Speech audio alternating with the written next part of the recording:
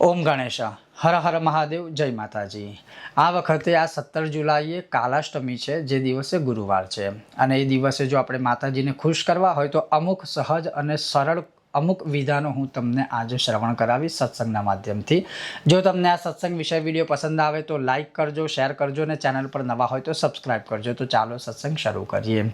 હવે ચંડી પાઠમાં લખેલું છે કે અષ્ટમ્યમ ચ ચતુર્દશ્યમ નવમ્યમ ચૈક ચેતસઃ, અર્થાત આઠમ, નોમ અને 14 જે છે ને એ દુર્ગા સપ્તશતીના પાઠ માટે પણ માતાજીને ખૂબ જ પ્રિય છે અને એના સિવાય માતાજીની ઉપાસના કરવા માટેની આ 3 તિથિઓ છે એ પણ મહત્વ છે। અને તંત્રશાસ્ત્ર પ્રમાણે એવું કહ્યું છે કે આઠમ, નોમ અને 14 અખંડ કોઈ મંત્ર જાપ કરવામાં આવે, કોઈ સૂત્ર પાઠ કરવામાં આવે તો એ અમોઘ સિદ્ધિઓ આપવાવાળું હોય છે।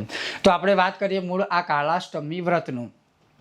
હવે એ દિવસે જો તમારે આ વ્રત કરવું હોય, વ્રત એટલે કે માતાજીને ખુશ કરવા માટે કોઈ પૂજાપાઠ આદિ કરવું હોય, દરેકની અલગ અલગ કામના હોય। કોઈને વિવાહ સંબંધિત હોય, કોઈને પછી બીજી કોઈ સમસ્યા હોય, કોઈને શત્રુઓથી કોઈ સમસ્યા હોય, કોઈને ધનની સમસ્યા હોય, દરેકની અલગ અલગ પ્રકારની સમસ્યાઓ હોય અને દરેક સમસ્યાની સમાધાન માટે અને કોઈને કોઈ સમસ્યા ના હોય ને ખાલી માતાજીને ખુશ કરવા માટે આ પ્રયોગ કરવો હોય તો પણ કરી શકાય। તો શું કરવાનું કે સવારે ઉઠી નિત્ય તમારું પૂજાપાઠ આદિ હોય એ બધું પૂર્ણ કરી દેવાનું। તમારા ઘરમાં શ્રીયંત્ર હોય તો શ્રીયંત્ર ને માતાજીની મૂર્તિ હોય તો મૂર્તિ, એમને આપણે અભિષેક આદિ કરાવવાનું। હવે અભિષેક આદિ કરાવવાનું એક હું તમને આખા પ્રોપર સ્ટેપ બતાવી દઉં। તો કોઈ પાત્રમાં તમારી મૂર્તિ હોય એ પ્રમાણે કે યંત્ર હોય એ પ્રમાણે કોઈ પાત્ર લેવાનું। એ પાત્રની અંદર આપણે દૂધ, દહીં, ઘી કે ટૂંકમાં પંચામૃતના જે 5 અંગો છે એનાથી યંત્ર અથવા તો માતાજીની મૂર્તિ ઉપર સરસ મજાનો અભિષેક આદિ કરો।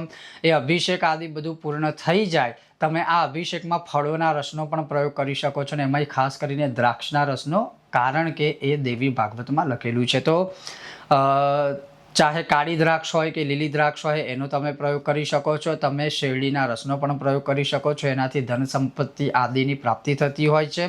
દ્રાક્ષના રસથી અભિષેક કરવાથી કરોડો કરોડો યજ્ઞ કરવા જેટલું ફળ પ્રાપ્ત થાય છે અને ઘણી બધી પ્રકારની વિશેષ કામનાઓની પૂર્તિ થતી હોય છે।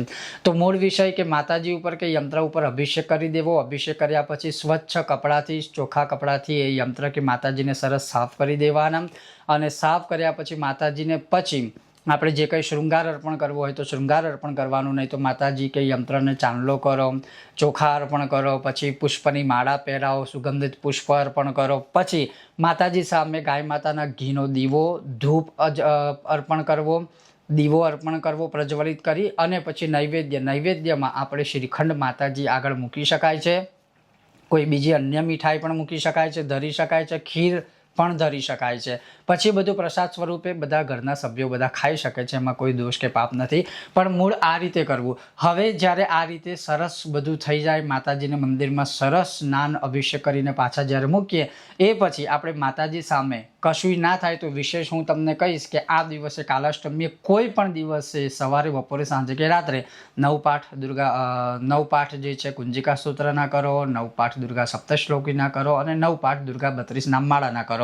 સાથે સાથે તમે ચાહો તો ચંડી પાઠ પણ કરી શકો છો અથવા કોઈ બ્રહ્મ દેવતા દ્વારા કરાવી શકો છો।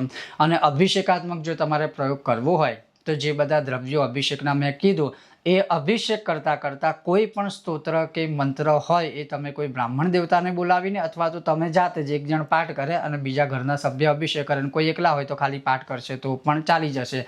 કહેવાનો ખાલી એટલો જ અર્થ છે કે આ કાલાષ્ટમીના દિવસે માતાજીની આપણે કોઈ પણ ઉપાસના કરીએ, કોઈ પણ સ્તોત્ર, કવચ, પાઠ આદિ કરીએ તો માતાજીની પૂર્ણ કૃપા પ્રાપ્ત થતી હોય છે। માતાજી ખૂબ જ ખુશ થતા હોય છે અને આપણી મનોકામનાઓની પૂર્તિ અવશ્ય એ કરતા હોય છે। અને આ વખતે છે 17 જુલાઈ ગુરુવારે। ઓમ ગણેશ હર હર મહાદેવ।